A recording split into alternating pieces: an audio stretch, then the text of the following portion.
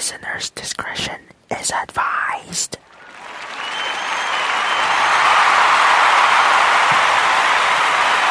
Oh! All right, oh, settle down, people. Settle down. All right. Oh, another Monday, huh? Another manic Monday. People are already sleeping overnight on some of the other places around the world. Now, I didn't have a time to do some of the stuff that I was going to cover on the regular 2 episodes of Random Stuff, but I'm getting to use one of the Late Show segments right here in this podcast on DEI After Hours, so we are gonna get to the segment. A segment once ran by the host of The Late Show on CBS during Donald Trump's European tour called Why in the World is Donald Trump? Oh, well, yes. That is indeed the segment that we're going to, and it's about that January 6th riot that happened 1 year ago from Thursday. And here were some of the scoops that happened during the span of that January 6th investigation, as told by the host of The Late Show on CBS. So, Late Show guy, take it away. Speaking of insane people trying to destroy everything, we're approaching the 1-year anniversary of the January 6th insurrection. In lieu of flowers, the rioters are asking for money in their prison canteen accounts. Congress Select Committee has spent the last 6 months investigating, and they've had some luck sussing out the day's movements by former President Filet-O-Fool. For instance, on January 6th, they now know the former president was sitting in the dining room next to the Oval Office watching the riots unfold on television, which means on January 6th, 2021, there were no reruns of the Flintstones. But his viewing, sure. Flintstones, sure.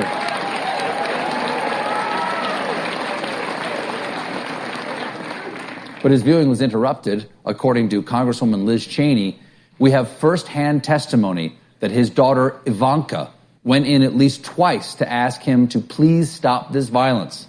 Didn't work. Everyone knows he doesn't listen to his kids. You got to send in his trusted military advisor, Colonel Sanders. I say stop this violence. It's finger-licking bad.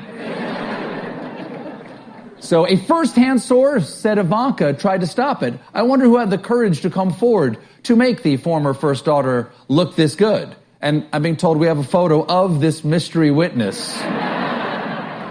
The committee has also been investigating why it took the former president so long to address the mob on January 6th. Well, apparently, he kept having to retape his video telling fans to leave the Capitol riot, which may explain his 187-minute silence during the attack. Over 3 hours of silence from the former president. That's an unheard of phenomenon that Melania calls my dream date.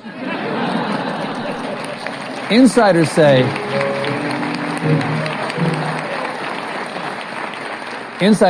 that he had to reshoot a video during the riot because he wouldn't say the right thing.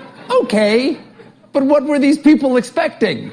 Not saying the right thing is kind of his thing. That's like saying we have to reshoot this Kool-Aid commercial because that giant pitcher keeps smashing through the brick wall. But wait, there's more.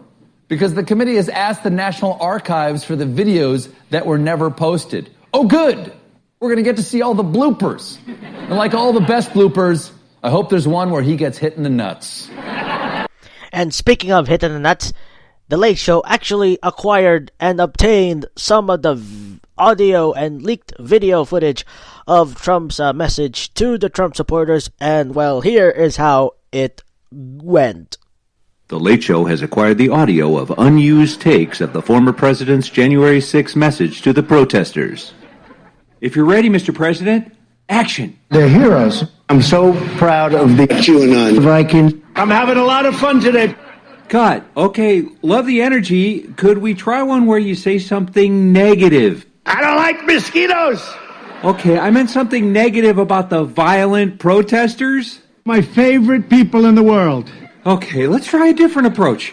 Watch the live coverage on the television. It's chaos, broken windows, bloodied Capitol Police, Congress people huddled in a basement trying to stay alive.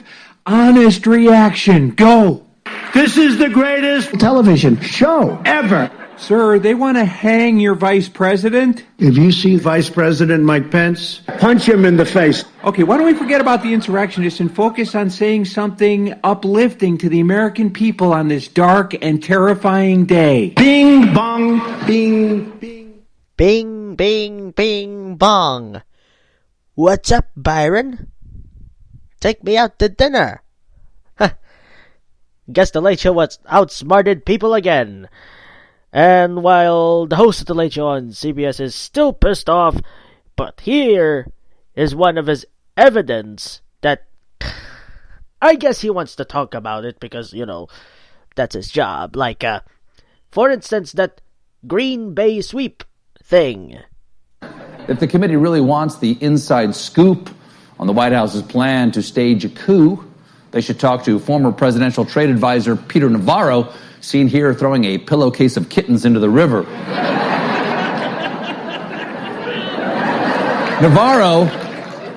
Navarro was on MSNBC last night, and he revealed that the White House's plot to overthrow the election even had a cute little nickname.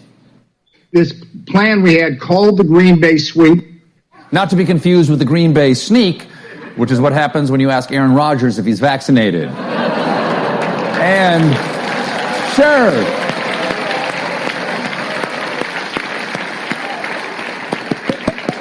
Navarro explained that what the coup plot had in common with the football play was teamwork and obviously brain damage. We had over 100 congressmen and senators on Capitol Hill ready to implement the sweep. We were going to challenge the results of the election in the 6 battleground states. And at 1 p.m., Senator Ted Cruz, and Gosar, a representative, started the Green Bay sweep beautifully, challenging the results of Arizona. I haven't seen criminal activity so clearly explained on TV by the criminal since Rachel Ray welcomed co-host Jeffrey Dahmer. Yummo! But Navarro says there was one flaw in the January 6th plan. All this required was peace and calm on Capitol Hill. And we would have gotten away with it, too, if it wasn't for that meddling mob we unleashed on Capitol Hill. Damn you, Scooby-Coo! By the way, you got the reference. Good. Glad they got the reference. By the way, that's not an exaggeration. Check how much Peter Navarro looks like a Scooby-Doo villain.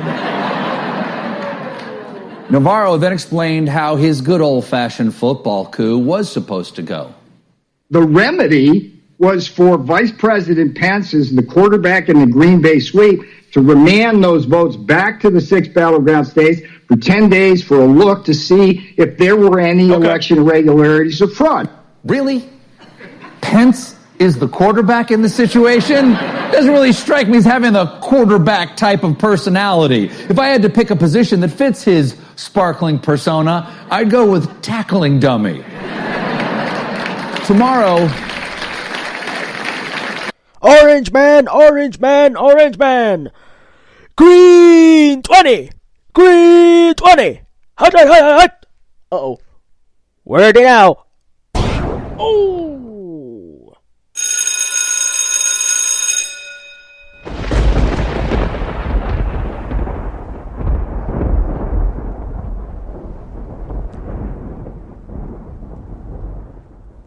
Well, I guess that's how the Trump supporters visualizing taking down Mike Pence during that January 6th insurrection. But no other person is very pissed off, other than the other people that have seen it, or basically the people who are watching it, is the current president of the United States, Joe Biden. During a almost 25-minute speech, he addressed to the entire world, basically the American people, on how everyone should remember that day, January 6, 2021, while at the same time,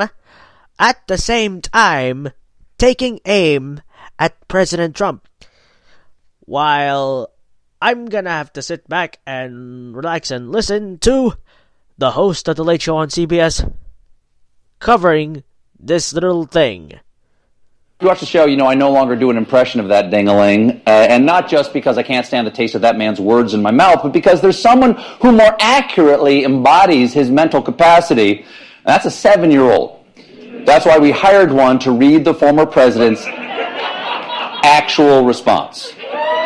Biden, who is destroying our nation with insane policies of open borders, corrupt elections, disastrous energy policies, unconstitutional mandates, and devastating school closures, used my name today to try to further divide America. No, he didn't. He didn't use your name once, you Nimrod. Listen to this. Former president, the former president, the former president, the former president, the former president, the former president, the former president, the former president, the former president, the former president, the former president, the former president, the former president, former president. He's not just a former president. He's a defeated former president.